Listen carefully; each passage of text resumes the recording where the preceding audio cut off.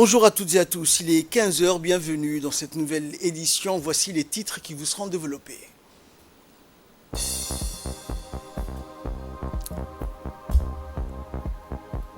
Le ministre de l'Enseignement supérieur et de la Recherche remet les attestations d'accréditation à 3 filières de formation de l'Université de Djibouti. Et à l'Assemblée générale des Nations Unies, la lutte contre le terrorisme était au cœur de débat. Voilà pour les titres, bonjour à tous. Et à la veille de la rentrée universitaire, la faculté d'ingénierie de l'université de Djibouti a abrité un important événement qui avait pour objectif la reconnaissance de la qualité de l'enseignement et des diplômes reconnus au niveau international. Et le ministre de l'Enseignement supérieur et de la Recherche, Dr Nabil Mohamed Ahmed, a remis les licences d'accréditation de 3 filières de formation, à savoir le génie civil, le BBA, Bachelor Business Administration, et la licence comptabilité. En présence du secrétaire général du ministère de l'Enseignement supérieur, Abubakar Hassan, du président de l'université de Djibouti, Dr Jama' Mohamed Hassan, des professeurs, des doyens de l'université, des enseignants, chercheurs et des invités de marque venus des universités étrangères. La remise d'accréditation de 3 filières donc a été un processus de longue et difficile et survient avec des efforts intenses fournis à différents niveaux, notamment au début par Madame Dr Madina et Chantal de l'université, suivi de la phase d'évaluation par les éminents professeurs internationaux du HCRC sous la houlette du ministère de l'Enseignement supérieur. Les doyens Dr Aïcha, Dr Mustafa et Dr Ramadan ont été félicités à l'occasion de la remise d'accréditation à 3 filières de formation par le HCRC. Et la remise d'accréditation à 3 filières de formation est une première pour une université francophone.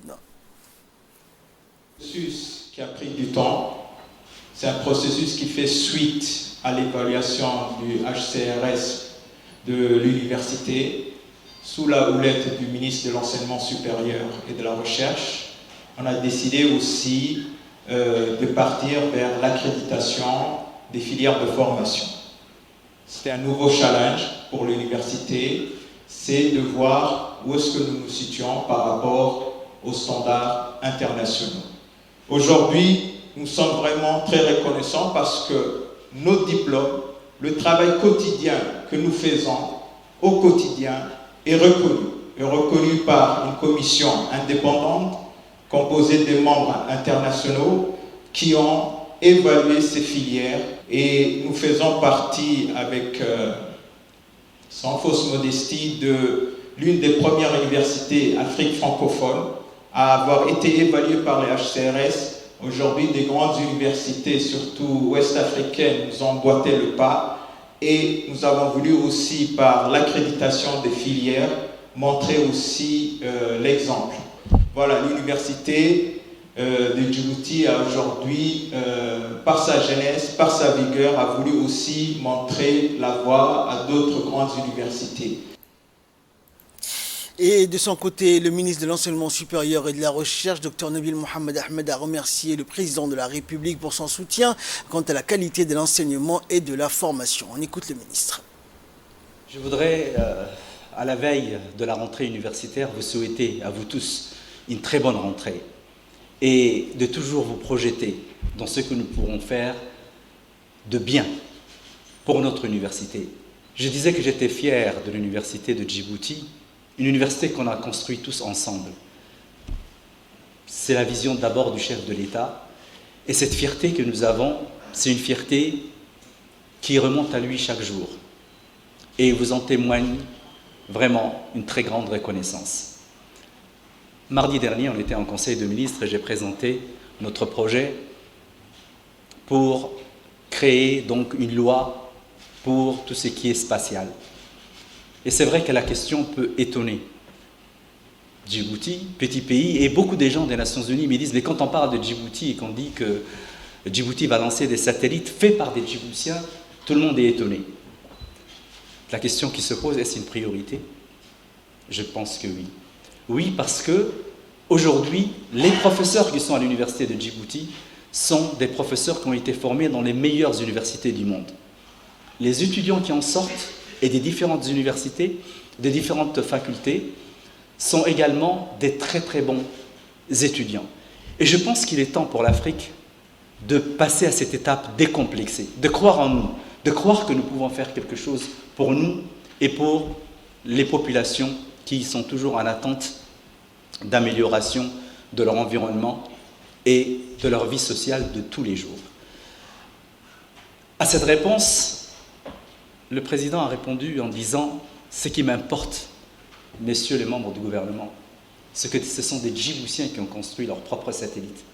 Ce qui m'importe, messieurs les membres du gouvernement, ce sont nos étudiants, aujourd'hui, qui font la fierté et qui ont appris quelque chose avant de parler du lancement.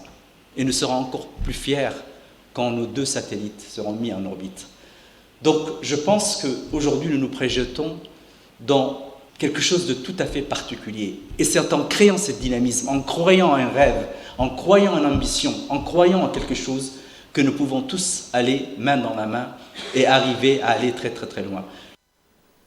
Et à l'issue de cette cérémonie, notre équipe de reportage a recueilli pour nous les réactions ou les sentiments des responsables présents. Comme dans un événement très très important pour la République de Djibouti et qui fait notre fierté. Vous savez, la reconnaissance d'une université, c'est par la qualité de ses enseignements. Nous avons accepté, nous avons demandé à être évalués donc par le Haut Conseil de recherche et de l'enseignement, donc un conseil français, qui évalue toutes les universités françaises et a dans un niveau de transparence et pour ressortir la qualité. Donc l'évaluation de l'université a été très positive, avec bien sûr quelques faiblesses, et nous sommes en train de travailler sur ces faiblesses. Mais la chose la plus importante, c'est de s'assurer que les enseignements que nous donnons à nos étudiants sont des enseignements de qualité, mais qui soient également reconnus à l'échelle internationale. Donc 2 licences et le Bachelor of Business Administration ont été évalués. Et je voudrais féliciter vraiment l'Université de Djibouti et les doyens qui ont accepté d'être audités, d'être questionnés, d'être évalués. Et aujourd'hui, c'est vraiment avec beaucoup de fierté que nous pouvons présenter au monde entier que ceux des licences et ces bachelors ont été accrédités à un très haut niveau et qui sont reconnus donc internationalement. C'est pour nous une fierté qui accompagne toujours cette vision du chef de l'État qui a une attention vraiment particulière et une estime particulière pour tout ce qui est formation, enseignement, éducation de la population djiboutienne. Et il peut être fier de son université. Dans l'actualité, toujours une mission médicale humanitaire de l'ONG du roi Salman pour le secours et les actions humanitaires vient de boucler un séjour de 3 jours en République de Djibouti, notamment du 19 au 21 septembre, organisé en collaboration avec le service de cardiologie de l'hôpital de Balbala. Cette mission, comprenant une dizaine de médecins saoudiens qui ont effectué une soixantaine de consultations pour les enfants âgés de 0 à 15 ans présentant des malformations cardiaques appelées cardiopathie congénitale. Accueillis à leur arrivée à l'hôpital de Balbala d'Ichero par le directeur général Moussa Ibrahim Sougué et du responsable du service de cardiologie, Dr Muhiddin Ahmed Omar.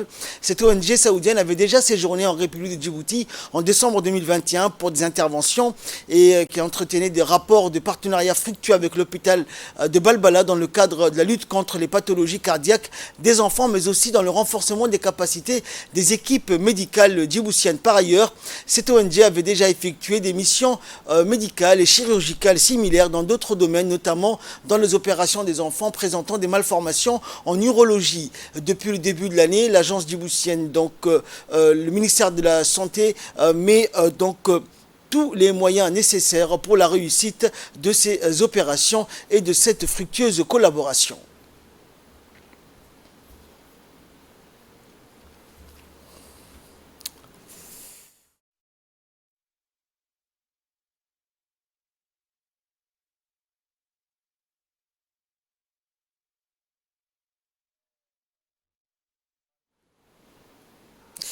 Depuis le début de l'année, l'agence djiboutienne de route, l'ADR, a débuté la réalisation du programme d'entretien annuel de la voirie urbaine. Ce vaste programme de réhabilitation prévoit l'entretien des principales voies empruntées par le transport en commun. À cette date, plusieurs tronçons prioritaires ont déjà été réparés, comme la place PK12, la route menant vers l'université de Balbala, l'intersection FNP Nguela, l'avenue Cheikh Ahmed et le rond-point d'Nguela. D'autres travaux de rénovation sont en cours actuellement sur la voie de Guelle-Batel. Il est prévu au courant du prochain semestre la réparation de la voie Nougapri Cité Saoudi et plusieurs autres voies les plus empruntées par les usagers de la route, telles que la voie passant devant l'hôpital Dar al-Hanan, Cité Progrès Carton et la voie devant la mosquée Markaz. Une équipe donc de la RTD s'est rendue ce matin donc sur la voie poudrière KT7 Carton pour voir de près les travaux en cours effectués par l'agence djiboutienne de route. En plus de l'équipe de la direction des travaux, cette visite a vu la participation du préfet et du président de la commune de Boulaos ainsi que ses collaborateurs. Écoutons justement les réactions du président de la commune de Boulaos. Nous sommes à l'ouverture, la fin des travaux de la voie centrale de quartier 7. Nous remercions énormément l'ADER qui ne ménage pas ses efforts et qui est toujours au service de la population. Et qui, depuis que nous sommes là, et bien avant nous, continue à bitumer les voies et les artères de la ville pour que les citoyens puissent circuler librement. Nous appelons encore une fois à la société que cette route appartient aux riverains de quartier 7. Il a été rappelé à maintes reprises de ne pas verser les eaux usées et les eaux utilisées dans les foyers et de les verser dans la route parce qu'elles abîment. Nous ne savons pas, vous ne savez pas et nous ne savons pas combien coûte un seul camion de bitume. C'est vraiment énormément cher. Donc l'État, sous la politique du président de la République, continue à faire avancer les routes et à servir la population. Donc à nous maintenant de préserver ce que nous avons de plus cher, ce sont les routes. Le Haut Commissariat des Nations Unies pour les réfugiés, en collaboration avec l'ONARS et avec l'appui financier de l'Union européenne, a organisé un atelier d'information et de sensibilisation sur le cadre légal de protection et d'inclusion des réfugiés et demandeurs d'asile en République de Djibouti. Cet atelier qui a eu lieu hier donc au siège du Conseil régional de Dikil a regroupé 23 éléments des forces de l'ordre et de sécurité, à savoir la police nationale, la gendarmerie nationale et l'armée.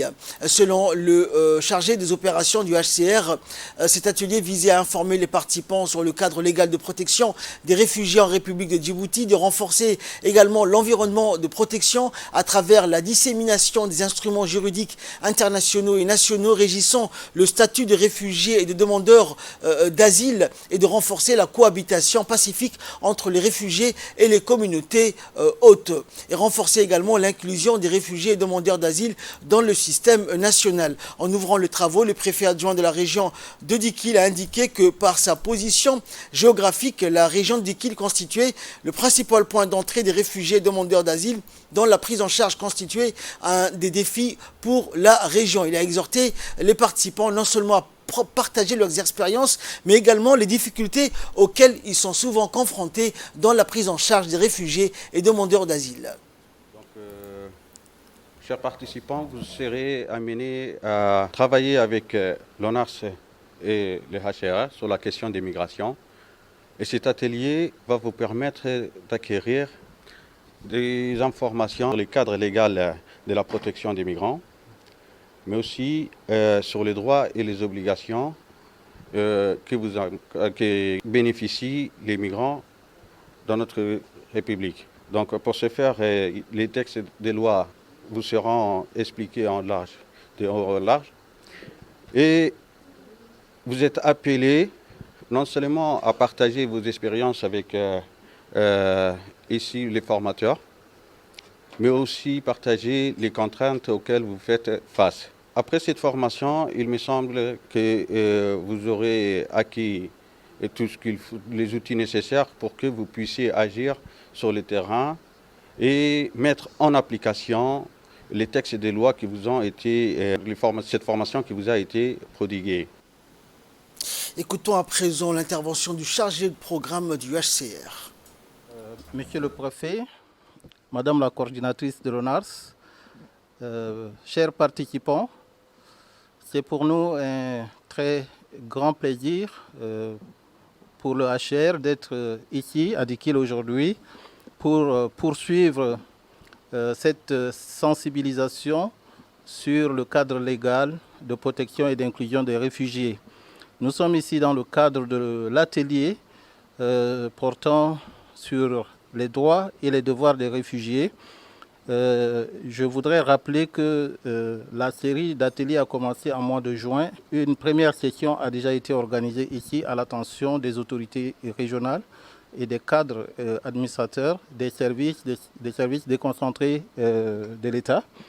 Nous sommes ici pour aujourd'hui développer une session avec les forces de l'ordre et de sécurité de la région. Nous savons pertinemment que Dikil est situé sur l'axe de passage des réfugiés qui viennent en provenance de l'Éthiopie. Et il est important de fournir aux autorités qui sont en charge de la sécurité et de l'ordre public les outils légaux essentiels qui puissent leur permettre de faire leur travail avec facilité. Donc nous avons aujourd'hui une journée à passer avec les corps de la police, de la gendarmerie et de l'armée également autour de la loi portant statut de réfugié qui a été prise par le gouvernement de la République de Djibouti avec les 2 décrets d'application qui ont été signés par le chef de l'État, son Excellence Ismaël Omar Guelleh, pour assurer la protection des réfugiés en territoire djiboutien ainsi que l'inclusion des réfugiés et des demandeurs d'asile dans les différents services sociaux de base de Djibouti. Direction Tadjoura pour clore l'actualité nationale. La salle de réunion du conseil régional de Tadjoura a abrité une réunion portant sur la lutte contre la drogue. En effet, sous l'égide du conseil régional, le CDC de Tadjoura a lancé la campagne de lutte contre la drogue. L'événement a vu la participation de plusieurs personnalités, le préfet de la région, le président du conseil régional, le médecin-chef de l'hôpital de Tadjoura, les responsables de forces de l'ordre, les services déconcentrés, les chefs d'établissements scolaires, les chefs de quartier, tous réunis pour trouver une solution durable pour éradiquer ce fléau qui semble gagner du terrain. Est ouvert donc par le sous-directeur qui a rappelé l'objet de la réunion et a présenté le programme de la journée. Le préfet de la région et le président du conseil régional ont ouvert par la suite officiellement la réunion de lancement de la campagne de lutte contre la drogue qui marquera le début d'un combat acharné qui sera mené par la société civile de Tadjoura. Et le préfet de la région et le président du conseil régional ont tour à tour profité donc de cette occasion pour rappeler la situation tout en mettant l'accent sur l'importance donc de la lutte et de l'éradication de ce fléau. Et écoutons à présent l'intervention du préfet de la région de Tadjoura, Hassan Dabali Ahmed. Nous sommes réunis au conseil régional dans le cadre d'une concertation de lutte contre la drogue, tous pour chacun à sa manière, sur son volet, lutte contre la drogue. Parce que la débauche peut nous amener à un problème sécuritaire interne, peut aussi créer des problèmes dans les quartiers. Cette fois-ci, opter pour la sensibilisation.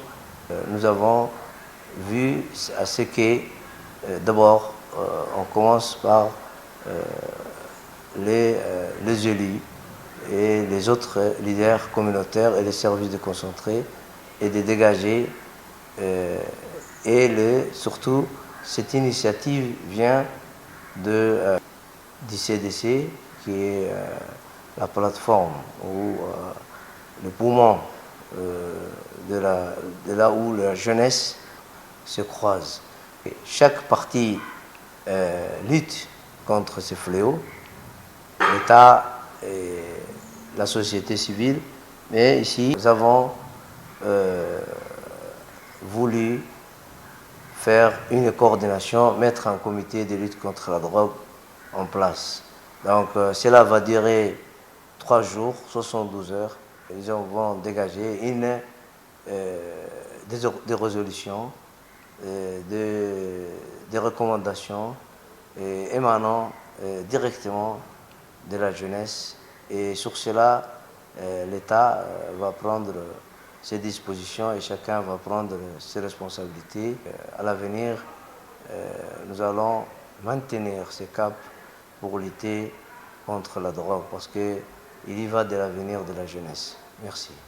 Fait divers, donc hier soir vers 19h, un accident mortel a eu lieu sur la route Tadjoura à Djibouti. On déplore malheureusement une victime. Une voiture 4x4 en direction de Tadjoura avec à son bord 2 personnes a fait un tonneau sur la route au niveau du lieu dit d'Afarré à la sortie du virage du lac Assal. Un passager est décédé sur place et un autre grièvement blessé. Le CMH de Tadjoura a dépêché immédiatement une ambulance qui a évacué les victimes vers le centre de soins de la région dans un premier temps et par la suite les éléments de la garde-côte djiboutienne ont pris le relais et ont mis donc à la disposition tous les moyens nécessaires pour évacuer les victimes vers Djibouti après 22 heures. Et face à ce nouvel accident mortel sur la route de Tadjoura qui a emporté donc la vie d'un jeune homme notamment, il est conseillé aux usagers de la route prudence et vigilance sur l'ensemble des voies de circulation routière du nord comme du sud, mais aussi de la capitale.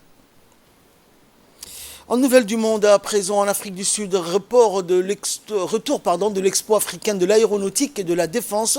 L'AAD, le salon africain de l'aérospatiale et de la défense, fait son retour à Pretoria après 2 ans d'absence liée à la pandémie de coronavirus. La capitale sud-africaine accueille à nouveau ce qui s'est fait de mieux en matière de défense aérienne. Plus de 200 exposants venus de 24 pays sont présents cette année. Organisé depuis 20 ans, le salon de l'AAD se classe désormais parmi les 6 plus gros événements du genre dans le monde. Avions, hélicoptères, drones peuvent être admirés sur le tarmac de la base aérienne de Waterkloof jusqu'à dimanche. Le salon sera ouvert au public tout au long du week-end. Près de 10 000 curieux sont attendus pour assister notamment au traditionnel spectacle aérien. Et enfin, c'était dans le titre de cette édition, la lutte contre le terrorisme était au cœur de débat à l'ONU. Une réunion sur le Sahel s'est tenue en marge de l'Assemblée générale des Nations unies à New York. C'était l'occasion choisie pour les chefs d'État africains de rappeler les engagements de la communauté internationale vis-à-vis des pays durement touchés par l'avancée du terrorisme. Contre le terrorisme au Sahel, le secrétaire général de l'ONU, Antonio Guterres, a promis de trouver des solutions nouvelles pour la mission de l'ONU au Mali. Mais pour le président nigérien, il faut investir dans des secteurs bien définis afin de faire échouer dans cette région les actions des terroristes. En juin dernier, le Conseil de sécurité de l'ONU a prolongé d'1 an le mandat de la MINUSMA jusqu'au 30 juin 2023 sans le consentement du Mali. Cependant, les violences liées au terrorisme dans le nord de ce pays n'ont pas reculé. Même constat au Burkina Faso, un autre pays du Sahel. Fin de ce journal. Merci de nous avoir suivis. Restez avec nous avec la suite des programmes sur Télé Djibouti.